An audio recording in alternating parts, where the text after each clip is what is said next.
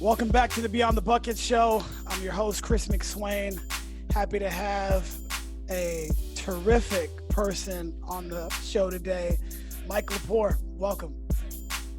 Thanks, Chris. I really appreciate you having me, and it's been fun to listen to your other episodes thus far, and I'm excited to be on. Well, you're uniquely positioned to be on a podcast like this because you are exactly what this podcast is about. You played at the Division I level, coached at the Division I level on the basketball side as well, and you are now moving into, you've moved into a new endeavor as a wealth management specialist. So Beyond the Buckets is perfectly fitting for you. Yeah, basketball definitely. I've been fortunate to have some great experiences, and it's taken me a lot of different places in life, and fortunate to have had those experiences. Right. Well, I'm more interested in your wealth management background now. You work for Rockefeller Capital, and you work with a lot of NBA players. We obviously won't mention their names on the podcast, but tell me how you got into that, and just a little bit more background on what does a wealth management, professional actually do? Yeah, good question. Part of the reason I was so attracted to the profession out of coaching, I guess it was three and a half years ago now, but part of the reason I was so attracted to it was I saw a lot of similarities in terms of the skill set necessary, right? So for all coaches, right, you're a form of a teacher, right? But your goal effectively as a middle school, high school, or college coach, right, is to develop a game plan, right, for each game that you play in, to ultimately find some success, right? And you have to utilize your team strengths. You got to look a little bit at the opponent and what they do well, and combine that into a strategy to ultimately try to win the game, right? Yep. And it's a little bit different for each game, right? But I think wealth management's really similar to that in a sense, in that I'm still coaching, I'm still teaching. It's just something different, right? It's in my case, it's wealth for individuals and families, right? And in that sense, right, you take into account a lot of different factors, right? An individual's starting point, so to speak, the assets and liabilities that they have, their risk tolerances, their time horizons, their income streams, right? And then you look at what their goals are, right? And then you factor in, sort of the market environment and what's going on in the current economy, and you develop a game plan. And of course, you got to make adjustments along the way, right? Just like, when you're in the middle of a game and something might not be working properly, right? You got to adjust and be nimble in that sense. So wealth management's very similar, if that makes sense. Yeah, and just like basketball, I think coaches have to, build that trust with their players, and you have to build that trust with, one of the most important things for a family or a person that is, trying to create wealth or consistently create passive income or whatever it may be, income streams. So that relationship that you have to build with them is extremely important. Tell me about how you build that with new clients if you aren't familiar with them and maybe they're referred to you. Yeah, it's similar to recruiting on the college basketball landscape, right? Or high school, even in today's day and age, right? But it's similar to recruiting in that, it's all about being genuine with people, right? Being sincere, showing that you care, but actually caring, right? If you show that you care, but you don't actually care, I think that comes off and people can read that, right? So being genuine, being honest, being upfront about all the positives to what we as a team, we as a firm have to offer. Also being upfront and honest about maybe some negatives or limitations that we have, right? In our world, being upfront about fees is really, really important to clients, right? And at the end of the day, if you're genuine, if you're upfront and you show that you really care, and then you do that over a period of time, right? Everybody every relationship takes a different amount of time to develop, right? Sometimes it could take, you meeting someone one time and you just click and you hit it off and it feels right. Other times it could take a year or 2 years to develop, right? Right. Same in this space, right? But you hit it on the head. It is all about trust. It is all about relationship at the end of the day. And that takes time to ultimately build that. Trust is earned, obviously, right? So, Right. Yeah.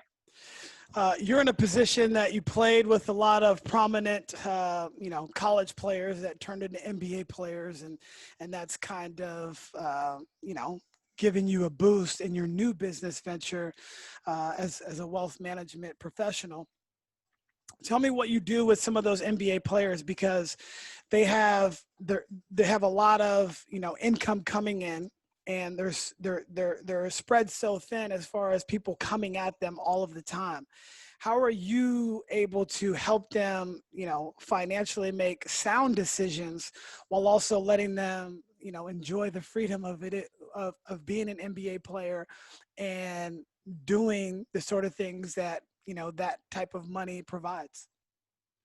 Yeah, I think education is so important, right? And again, it goes back to coaching, right? And I'll make that analogy a lot, right? But you know, in coaching, right? If you, telling isn't teaching, right?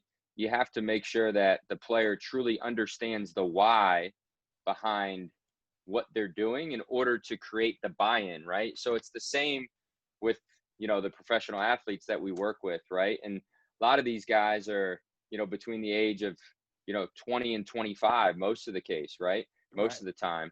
And may have a limited financial background, right? So really teaching and educating them around budgeting, around the importance of diversification, the importance of asset allocation, why it's important to, how much they actually need to save up for that day that they ultimately retire in order to go on to their next future endeavor and feel really, really comfortable and sustain the lifestyle that they want to sustain, right? A Yeah. part of the reason why you hear the statistics so often of, there's that big Sports Illustrated article years back, right, that had a crazy statistic of like 60% of, professional basketball players end up going broke Yeah. after, their careers. And I would say that number's probably gone down since that article, just because there's been a lot more education around that. Mm-hmm. But with that being said, the reason that occurred is because, hey, if I'm making $5 million a year, and so I'm spending, again, say I'm spending $3 million a year after tax, and I'm spending all that money, or say I'm even spending $2 million a year and I'm saving $1 million. Well, I'm spending $2 million a year and I'm creating a lifestyle that now I'm used to. I'm only saving $1 million. Well, when I'm done playing, say, again, I'm using, made up numbers, but say I have $10 million in the bank from what I've saved, and I go then to continue my lifestyle and continue spending $2 million a year. It's only It's going to just last not, you 5 years. Yeah. it's well, maybe a little longer because the portfolio should grow, right? But Right. we try to teach and educate our players that, you're really looking at, 3 to 4% of whatever you end up with, whatever your net worth is at the end of the day, Mm-hmm. looking to spend 3 to 4% of that when you're done playing per year, right? So when you look at that, $10 million is a lot of money to save, and you can only spend, say, $300,000 to $400,000 of that. Well, that's a significant downgrade sometimes to what their current lifestyle is. So, but if you can educate people so that, hey, it's not about, would you rather live wealthy from age 30 to 90 or rich from age 20 to 30, right? Most people are going to say, hey, we'd rather live wealthy from 30 to 90, right? So Yep. that, again, it creates buy-in if they can really truly understand the why behind things.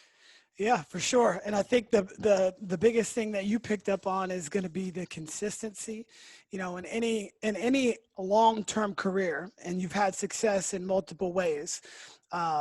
you're going to be doing it for a long period of time. Whether it be the best in the basketball industry on the women's side, Diana Taurasi or Maya Moore, they've done it for, a number of years.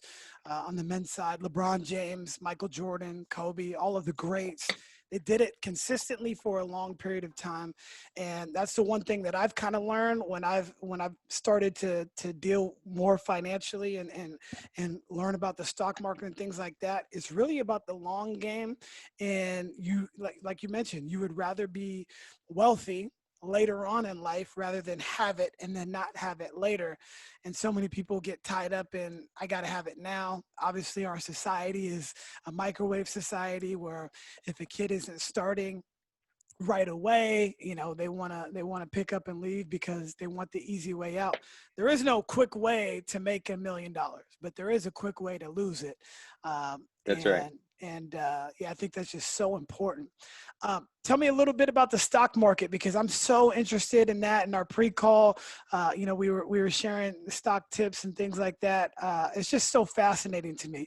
And my objective is to make sure that I was never taught that growing up. I want to pass that down to my kids so they understand at an early age, if you put your money in strong stocks and stocks that you believe in and stocks that you actually use, those are the things that can end up creating more wealth for you later on. And so I'd like your perspective on the stock market. Yeah. Just in general, I think you hit it on the head.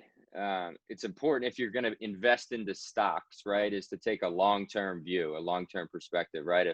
If you were to come to me and say, hey, Mike, I have, I'm saving for a down payment on a home that I'm going to close on in the next 3 weeks, right? I'm thinking about, I got $100,000 and I'm thinking about dumping it in the stock market for these 3 weeks. I'd caution you against that, right? Just because stocks inevitably carry risk, right? And Yep. you want to take, stocks are going to go up and down all around, but over time, they're going to go up and down, but slowly increase, right? Over time. Mm-hmm. They're going to do so somewhere around 8 to 10% over time, right? Again, it's really hard to predict one day to the next though, right? Yeah. So it's important to pick really high quality companies that you believe in, to stay diversified, right? Between sectors, right? And you can have a little tactical viewpoint on it. For instance, certain time periods, technology, healthcare, consumer discretionary, those sectors may outperform financials and energy, industrials, right? Things we're seeing today that lag in the economy, right? Yeah. But you truly never know which is going to outperform the other, right? So you want to maintain a certain allocation to all sectors over time and just stay diversified. Right. Yeah. A lot of the pharmaceutical companies are going through that right now because the whoever finds the vaccine for COVID, if you've got in on one of these companies early on, it could pay dividends later on as well. And, just technology companies that are just building different things. Like it's so fascinating, and just doing the research, and I still don't know anything compared to you, but I just think it's so cool. Yeah, it's really it's really enjoyable and fun to follow. And one thing I love about what I do is I get to learn something new every day, right? Yeah. It's amazing how many different investment opportunities there are. Private investments are something that are becoming really, really more mainstream, so to speak. You being out in the Silicon Valley, probably see that a lot. You see these private companies, raising money, whether it's venture capital or certain funding stages, right? But the public, people are waiting longer and longer to go public. So there's so many different investment opportunities in the private space that we get to learn about as well, right? But Yeah. again, the whole key is diversification, right? Again, if you only own one stock position, right, there's a lot of risk with that, right? Because if that one stock position goes down Yep. 20%, you lose 20%, right? But if you have 10 stock positions and that one individual stock position is 10% of your portfolio, right? And then it goes down 20%, your overall portfolio only went down 2%, right? And then you have other stocks within that portfolio that, you hope balance that out, right? And thus decrease your risk. So the more diversified you are within an asset class and amongst different asset classes, the less risk that you take on, right? So our goal is to get you, we tell clients, right? Our job is not to get you rich, right? It's to help you stay rich and maintain your wealth, right? A lot of people become rich and become wealthy through their career paths that they have, right? And then through investing, right? Our job is to try to get you, long-term consistent returns at a level of risk that individual is comfortable with, right? Mhm. And try to do it at the least amount of risk possible to get them the return that they need. What would you say for a 20-something getting ready to graduate college? Their process would be to create some wealth for them later on. So what would the process be for them starting out? They might not come from any money, but somebody that wants to build, some wealth later on, how would they go about that, or some of the best practices? Yeah. So first off, I would say put as much as they can into their 401k, whatever their first job is, right? And, max it out if they can, right? Everybody's situation is different based on their cash flow needs to live, right? But the more that you can save and defer from a tax standpoint until you retire, Sure. right? The more wealth that you'll build over time, right? And you're also putting money in 401ks. You tend to put in money either bi-weekly or monthly, right? Which is a really good practice, right? Because it's called dollar cost averaging. So Sure. it's really hard to put money in and time the bottom, right? Obviously, we want to buy low and sell high, right? Well, it's really hard to say this is the lowest price that I can buy something at, so I'm going to put all my money in at this moment, right? It's also really hard to say, hey, this is the highest point, so I don't want to put any money in at this moment, right? You just don't know. But what happens is if you put money in consistently, either bi-weekly or monthly, you're going to wind up getting in at somewhere in the average between the bottom and between the lowest point and the highest point. So you're going to get in somewhere in the average between those two, which again is a good, it really diversifies your timing risk to ensure that you're not getting in at that highest point, so to speak. Right. Yeah, I think that's great advice. I think I had somebody tell me that when I was young, to start doing that, but it's just hard. It's hard to step out there because you want all of your money, especially when you're young, 23, 24, 25. You want all the money that's coming in because you're working hard. You got your first job, and now it's time to be rewarded for that. But again, it's got to be that long-term vision. Correct. And I understand, there's a fine line, right? You want to, life is short, right? We all, as you get older, you really truly understand that life is short, right? So you want to enjoy it. But there's a fine line too, right? So you want to enjoy it, but you also want to, be mindful and save for your future, right? And again, that's why it's important to really determine what your goals are, right? If you're 22 years old and you say, hey, I want to retire by the time I'm 40. Well, you better save a lot of money early on in order to accomplish that, right? Right. If you're, hey, I'm going to work till I'm 70, maybe you don't have to save as much early on, right? But at a minimum, I would certainly suggest a lot of companies these days, provide a match to your 401k, right? A certain Sure. percentage. Hey, Yep. if you put in 4% of your income, we're going to match 4%. At a minimum, right? To put in that 4% so you get that match because it's free money. Right. It's why would you turn away free money, so to speak? So at a minimum, that would be my suggestion. If you can't max out your 401k, at least get that match. So do your financial goals match what you're actually, doing, and that's going to be the key when it comes to that. So, yeah, I appreciate that, man. It's just, there's just so much that we could talk about on that subject, but you've got so many buckets that you fill. Right before you took this job, you were a basketball coach at San Jose State, where we initially met. I've always had so much respect for you, the way you carry yourself. You carry yourself in the business world the same way as you carried yourself as a coach. With all your players respected you. You know, you were a great recruiter. You know, the parents of the players, you know, absolutely valued your opinion, and you did a really good job for all the schools that you were at. So tell me what it was like to be a college basketball coach. I believe you spent 8 years at, you know, total: Wake Forest, St. Louis, and San Jose State. Tell me about your time then. Yeah, well, I appreciate those kind words, and you know the feeling's mutual. But yeah, I look, I had a great experience with basketball. I was really, really fortunate to have a guy named Jeff Battle who believed in me at Wake Forest. I shared with you, and won't go into too much further detail on how I made the team at Wake and became a walk-on, but essentially Jeff Battle, who's now a assistant coach at Providence College and was an assistant coach at Wake Forest at the time, for whatever reason, believed in Mike Lepore and gave me a shot, and that's all I needed, right?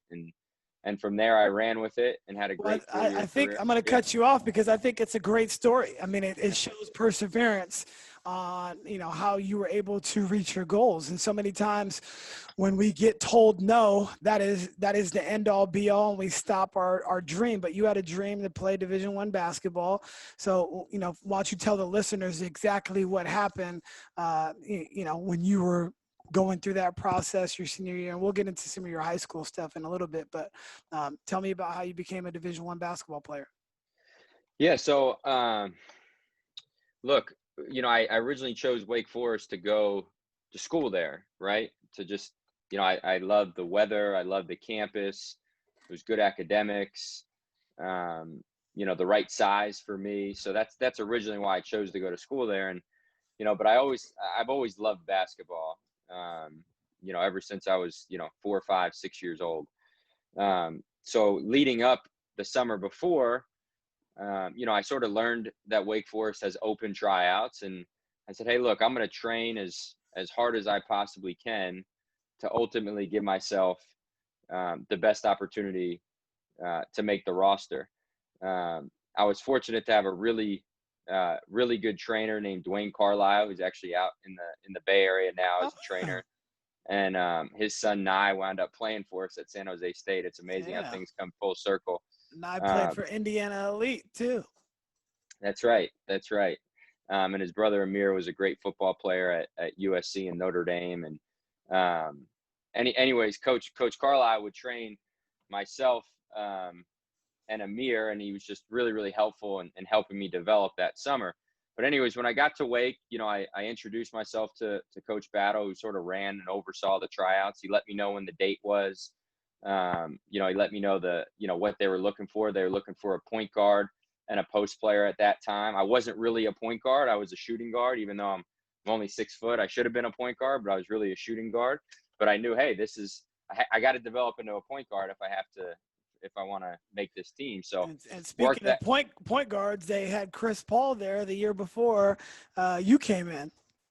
Yeah, Chris was there the year before, and yeah, I mean, I joke and I tell people, hey, if Chris didn't leave, that wouldn't have opened up the spot for me. So Right. not that I had anywhere near the impact that Chris had. But you know, the roster only has so many openings, right? Um, So regardless, look, you know, I found out when tryouts were there, you know, 2 or 3 days before practice started. So it was early October. Showed up, 40 other kids, 2-hour practice. You know, you do layup lines and you play, right? And they evaluate you. And I thought I had a really good tryout. I did. I thought I had a really good tryout. There was another 1 or 2 guards that I thought, you know, were right there, and I could see them choosing. You know, sort of the post player. This guy named Bobby Hoekstra, who's a really good friend of mine. He was sort of a no-brainer. You know, everybody kind of left tryouts and thought he would make the team. But anyways, I didn't make the team at first, right? They took Matt Smith, who we call Foo, he actually lives in Atlanta, and we're good friends today. But they took Foo, and deservedly so. He was better. Yeah. He's still a better basketball player than I was. He's just he's really talented. He's a really talented player. But anyways, after not making the team, you know, a few days later, I followed up with Coach Battle. I called him, and I said, hey, coach, I just love to be a part of the team somehow, right? If I can be a manager, if I can keep stats, whatever it is, I love to be a part of it. And do you have any positions like that open? And he said, Mike, I appreciate you calling. We're not looking for that right now, but I'm going to talk with Coach Prosser, and I'm trying to get him to bring. I think we need another walk on. I think we need one more guy. Yeah. So stay by your phone. I'm gonna call you. So I don't know if I didn't have a cell phone or it wasn't working or he didn't have the number, but we had room phones at that time, and we communicated on the room phone. So for the next 2 days, I didn't leave my room, except to obviously do go to the bathroom and shower and grab food, right? But I Sure. stayed in my room, and finally he called and offered me an opportunity, not to be on the team yet, but he said, hey, I talked to Coach Prosser. This was probably Thursday. He said, come to practice tomorrow, Friday, Saturday, Sunday, and we'll see how you do. Right. We're going to give you another tryout in practice. We don't normally do that. Coach is skeptical, but we'll see how you do. So, so I showed up to practice and, busted my tail, and my goal was to do whatever they asked me to do. Right. And I don't remember taking one shot in practice during those 3 practices. Right. Yeah. And to be a walk-on, right, you really have to buy into what that role is. And before you play games and before you're on the scout team, right, that role is, energy, having high energy in practice. And, my role was to rebound and chase around Justin Gray, who was a all ACC guard at that time, right, and beat him up, right? And he's going to get pissed off, but keep beating him up. Try to make him better to get ready for JJ Redick and guys like that. So anyways, I tried to do that for 3 days in practice, and nobody said anything to me. So I just kept showing up to practice. Yeah. And there's probably another 3 weeks before our first exhibition game, and I just kept showing up. Everybody sort of had practice jerseys with their number and name on the back. I had a practice jersey, it was blank on the back, right? I remember actually, and not to digress, but my first practice, I showed up, I had Carolina blue Adidas shoes, right? And Wake was this big Nike program, and obviously Carolina was a rival. So I literally walked in the gym with, nobody gave me any gear. I just, that's what I showed up. So Justin Gray wound up giving me a pair of his shoes, just like, here, wear these, right? We don't wear Carolina Adidas shoes. We're not wearing those here. Yeah, exactly. So, but anyways, I just kept showing up to practice. Finally, it was about 3 days before our first exhibition game, and our equipment manager came up to me and said, hey, look, what's the deal? Like, are you playing on Saturday, or do I need to get a jersey for you, or what? And I was like, I don't know. I have no idea. And so he wound up going to the coaches. And then again, I just kind of kept showing up, and Z, who was the equipment manager, got me my jersey and started, getting me the gear, and I wound up being on the team. And again, that was all I needed, and had a great experience from there. Unbelievable story of perseverance and, just showing up daily and doing the little things that people don't really want to do. Everybody wants to be the star, but it's not everybody's role. And buying into your role, whether you're on in a business, in a school, and on a team, is so important. Everybody can't fit the same position. Everybody doesn't fit, but if you guys come together, you can create something special and really buying in. So, I mean, that's an amazing story. I think, anybody that's kind of going through something, just keep showing up, figuring it out, and eventually you will have the opportunity that you need. Tell me how it was, Coach. Oh, go ahead. Yeah. No, I was just to piggyback on that, right? It's really, it's not about being the star. It's about being a star in your role, right? And everybody sort of heard that, but it's so important. And being a part of coaching, the other side of it really helped me understand the importance of, how a team's structured, the chemistry of a team, right? You can't have, in basketball, right? You can't have, 15 players who all expect to average 20 points a game, right? Right. So it's really important to put pieces together and recruit players that will buy into certain roles, right? So I think the most successful programs, like, look, I'll be the first to tell you, I hate Duke, right? And I have really good friends. I have really good friends in Atlanta that played at Duke, right? Yeah. But I hate Duke basketball just because I went to Wake, right? But, you don't criticize success, you analyze it, right? And you look at their most successful teams, right? They had, McDonald's All-Americans that bought in, to being the sixth man or the seventh man or the fourth man, right? Whatever it was, right? You look at, Lance Thomas, guys like that, right? Who, again, McDonald's All-American who end up at Duke, and, their job is to do all the dirty work and they buy into it, right? And I think not only is it important for a coach to get people to buy into those roles, right?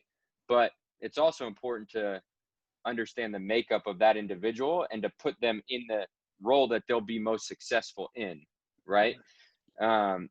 People are cut out for different roles, right? And it's same in our career, right? In all careers, right? When in business, you work in teams, right? And that's why it's so important for our youth to play youth sports and to be a part of a team, right? But you're in teams, and everybody can't be the leader, right? You can't have too many chiefs, otherwise nothing gets done, right? And to be a great chief, right? What makes a great chief? Well, they have really good Indians, right? At the end of the day, they have people that work for them or work with them, I should say, that help make them look good and help them be really, really successful. So coaching, that experience really taught me that. And each place that I was at, each coach that I worked for, I was able to take, different things that I liked and disliked from a leadership style standpoint. And hopefully that'll, benefit, hopefully that'll benefit me, as my career develops from here. Yeah. In Raise Your Game by Alan Stein, he dissects, what good leadership is. And essentially the head or the chief or the coach or the CEO or the president, we work for our employees, and in turn, they're going to work hard for you. So as long as you're doing all the things, treating them fairly, giving them all the resources they need, boosting them up, they're going to run through a wall. Just the same thing as being a player too. And I think that's so important. It's not the other way Definitely. around. There, if and I manage people as well, but it's like I need to invest in them. Number one, I need to invest in our relationship. So when we do ask them to do something, they want to do it, not the other way around. So many people hate what they actually do. They hate their job. They hate their boss, and that's because of the relationship that was either built or not built. And if you're just a transactional coach, transactional leader, you're not going to get the best out of everybody. And that's really what we're all about as far as being in teams. You just mentioned it. We're all a team. Your family's a team.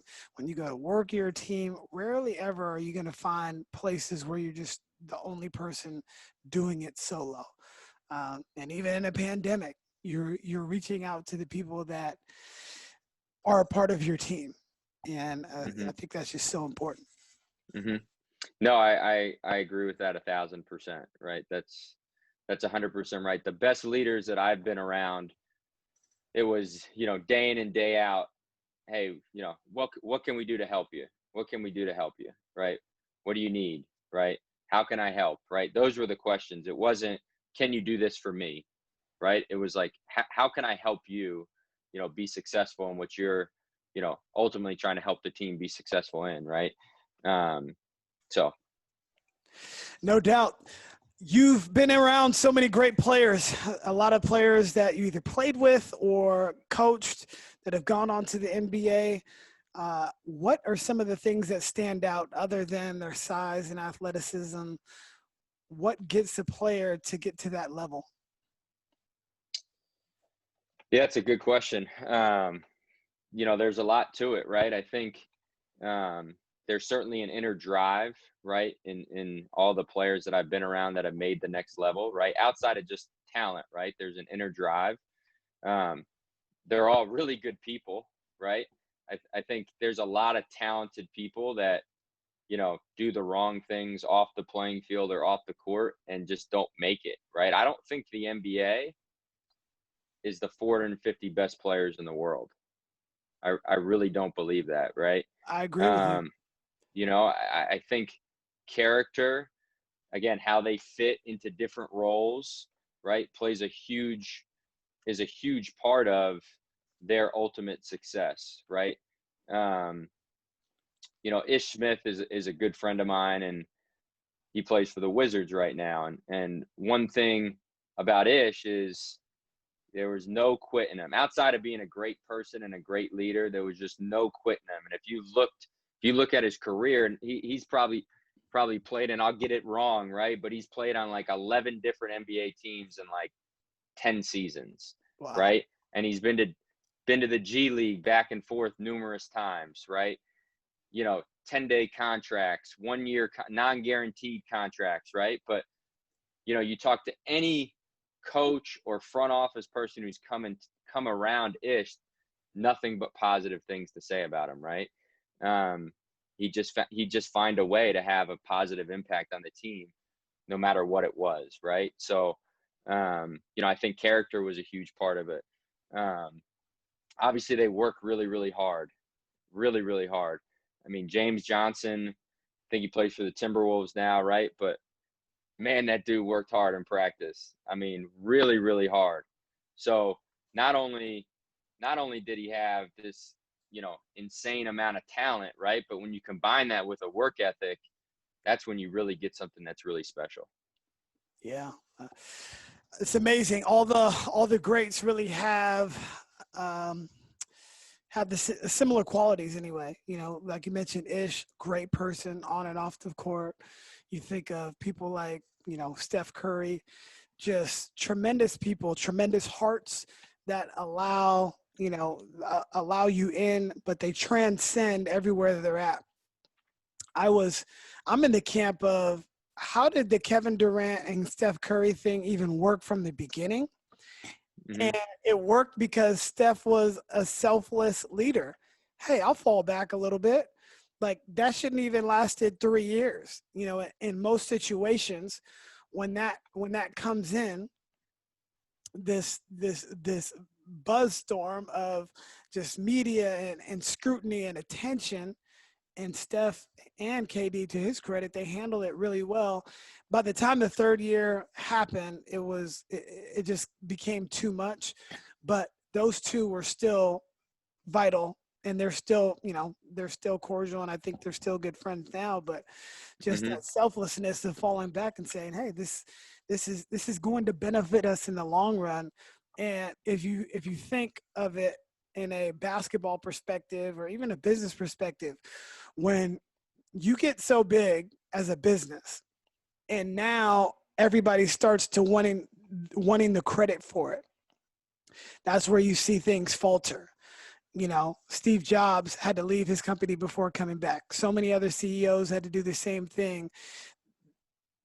People think they're in control or want the accolades for it, and you see Pat Riley calls it the disease of more, or the disease of me.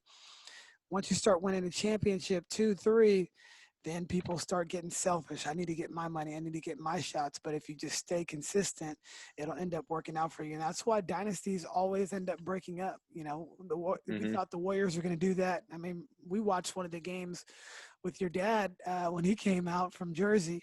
And I think we watched one of those games. And Mm-hmm.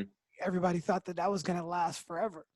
And it didn't. And it's because of egos. And it may not have Mm-hmm. been between Steph and KD, but it definitely was with Draymond and KD and maybe some of the others. And then it kind of goes downhill from there. But yeah, the egos are extremely important to just kind of check in any situation that you're in.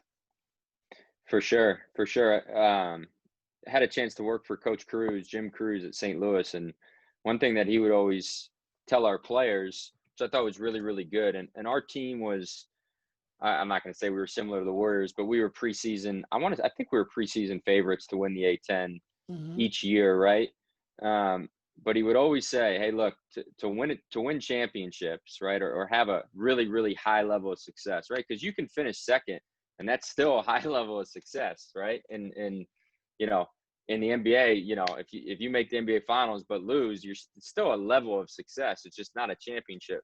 But Yep. to ultimately win championships, you gotta fight and you gotta beat human nature, right? And human nature is that guy on your shoulder that says, hey, look, you want more credit, you want more money, right?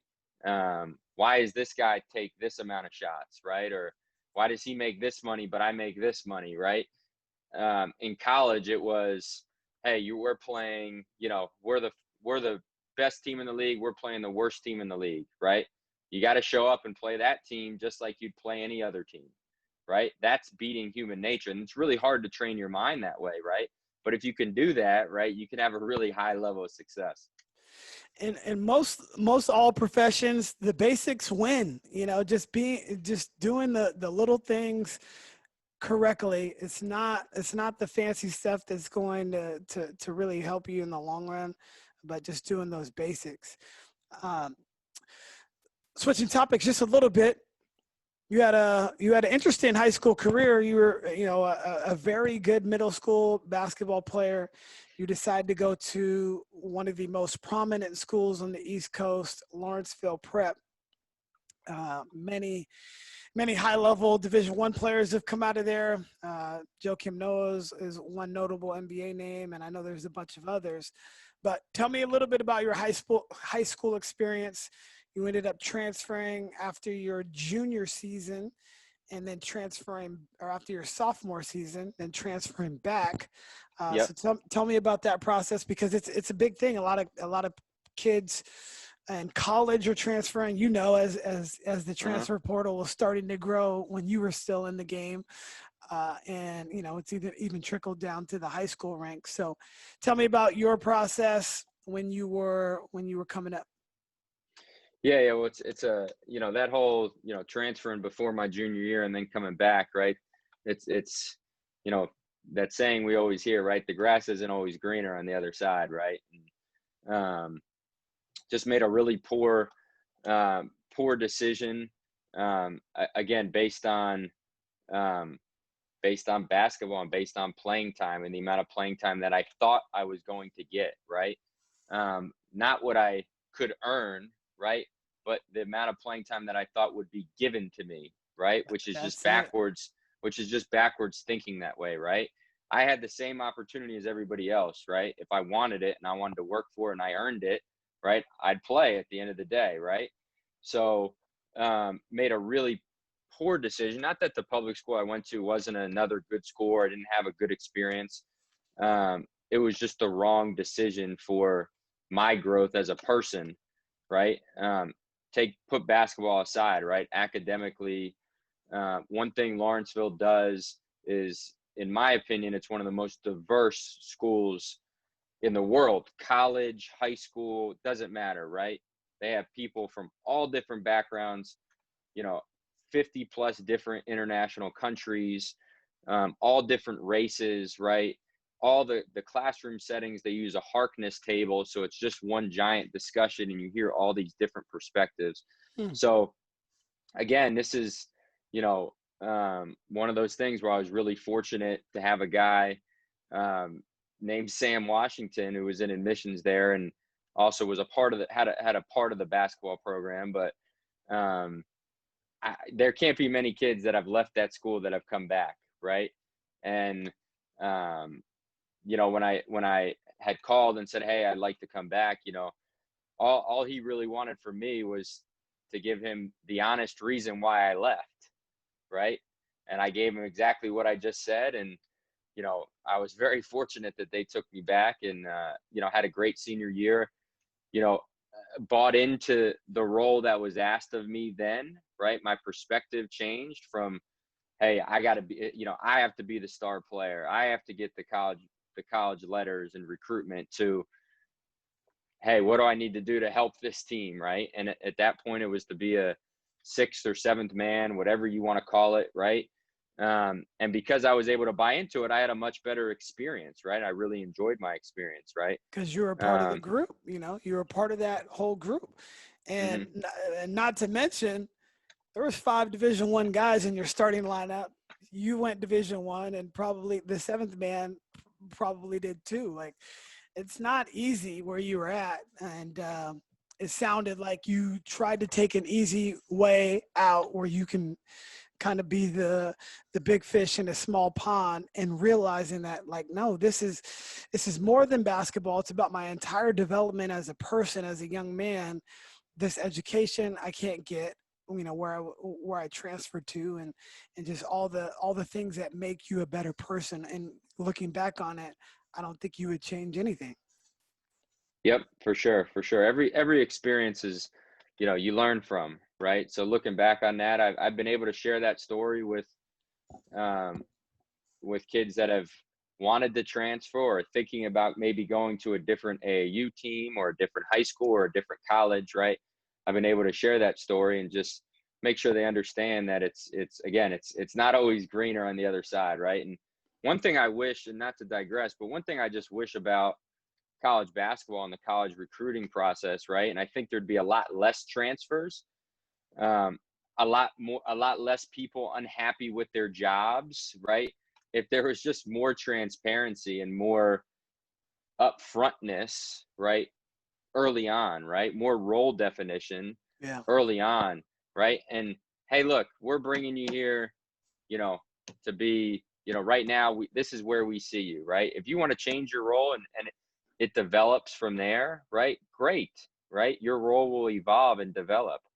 But we're bringing you in here to be the 6th man, or you're going to be a walk-on, and guess what? You're never going to play. So just make sure you understand that, right? Because I talk to a lot of people who go through, hey, I want to be a walk-on, but they think they're going to come in and start, right? You can't have a walk-on that thinks he's going to start, right? No. So just really laying that out there so that they truly understand what they're getting into, right? And if that's the case, then when it happens, there's no surprises. I think there's a lot more respect involved, and you get a lot more buy-in from that. Yeah. So one thing I think Coach Wojcik did really well at San Jose State was early on. I'm talking week 1 of practice, freshman year. Brandon Clark, you are the guy. Like, Brandon Clark didn't know how good he was. And I think Brandon he had no idea how good he was. Truth be told, I didn't know how good he was, right? Coach Ojedin and Coach Wojcik knew how good he was, right? Coach Wojcik from day one was just begging him to be the man, right? Be the guy, and making sure everybody else on the team knew, like, hey, this is the guy, right? That he's got to get touches, right? And I thought he really empowered Brandon to take the steps that he needed to take to and obviously now he's probably going to be all rookie in the NBA. But if Coach never empowered him and was upfront with the role that he wanted him to have, I don't know if Brandon ever would have gotten to where he is today. No, Coach Woj was definitely a visionary. He saw talent at a different level. A lot of those guys ended up going on and playing professionally that he recruited. So got a lot of respect and admiration for him as well. As we kind of wrap up here, you mentioned something on, in our pre-call about, you had the typical white privilege growing up. And I think it's very poignant for people to understand that. And you represent a lot of African Americans. You live in Atlanta, where it's at least the majority of people in the city are African American. Obviously, everything that is going on in this country is centered around, Black Lives Matter. And yes, all lives matter too. But they don't really matter unless Black Lives Matter as well. So, tell me about, what are your thoughts on everything that's been going on? Have you come to any realizations from growing up around a lot of African Americans or anything like that? Stuff that's maybe opened your eyes over the last month or so, or has this always been something that you've kind of known but just wasn't really spoken? Yeah, man, there's a lot to unpack, right? Certainly, this time period has made all of us, hopefully, right, go through a time period of reflection, right? Yeah. Um, I mean, I have a ton of friends that are African American, really, really good friends that are African American, right? And um, even though I've never seen color, and it's interesting, right? I don't know what the right answer is, right? I obviously want to be a part of the solution. Um, Race is a hard thing for me to comprehend. It just is, right? I've always believed there's one race, the human race. I don't really understand African American, Asian, Hispanic, white. I really just don't get it. And I don't really understand why it matters, right? And as long as it matters, I think there's going to be some sort of divisiveness as long as it matters. As long as when I go to get a coronavirus test, they're asking me, hey, do you want to share what your race is? I don't understand why it matters, right? We're all the same, right? I don't know if that's the right way to think or not, but that's how I've always saw things, right? But I certainly, have had the opportunity to reflect, you know, and it's been one of those things where it's like, man, I look back on things and it's like, and I've had conversations with my parents about this, and it's like, you know, and one of the questions was, what have I been given? What opportunities have I been given that other people, particularly African Americans, have not been given, right? What of my friends have not been given, or other people that aren't my friends, right? And it's one of the things that you really have to dig deep, right? Because, look, at first, again, human nature is, hey, I've worked really, really hard. I've worked my ass off. I've studied really hard to get the grades that I got. And, in terms of coaching, I worked my ass off to work up.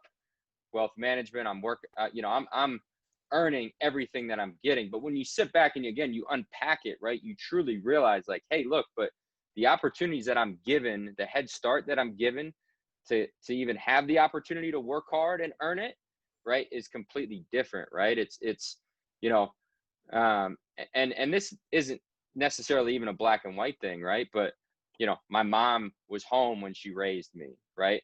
I had access to tutors, right? The reason I got into Wake Forest was because my parents paid for a tutor for me to help get my SAT scores up, right? Right. Things like that, right? That you really just start to unpack and realize, like, hey, look, it's not this way for everyone, right? It's not this way for everyone. So again, I don't know, I don't know what the answer is, right? But certainly want to be a part of the conversation, and um, and move help and assist society move forward, whatever way that is, right? Hmm. Um, and again, there's a lot to unpack, and it's just important to the fact that it's being discussed is the first step, right? And the fact that everyone's recognizing and acknowledging the problem, right, is a huge step. And then hopefully through discussions, everybody can start to realize, hey, look, this is the direction now that we have to go in. And then the more people that move in this direction, right, the better we can become, right? But it's one step at a time, right? It's not going to happen overnight, unfortunately. Um, but hopefully we get to a point where in our lifetime, right, it truly doesn't. I know it doesn't matter to me. I know it doesn't matter to you, right? But Yeah. it needs to not matter to everybody, Right. right? And hopefully in our lifetime we can see that. I hope so too. I hope and I pray that that is the case. We have young children, and we don't want them to grow up in the same world that we have. I do believe this will be the spark for change. There are a lot of unanswered questions on how you go about that, but the conversations are being held, which is important. You're starting to ask in your circles with your parents, or people that you're trying to educate yourself, and there needs to be more people like you in this world, as far as being curious about what that privilege is, and how you benefited from it, and how you can help other people that don't have the same skin color as you be more equal, or have that same equality. So, I really appreciate your thoughts. And just sharing your perspective.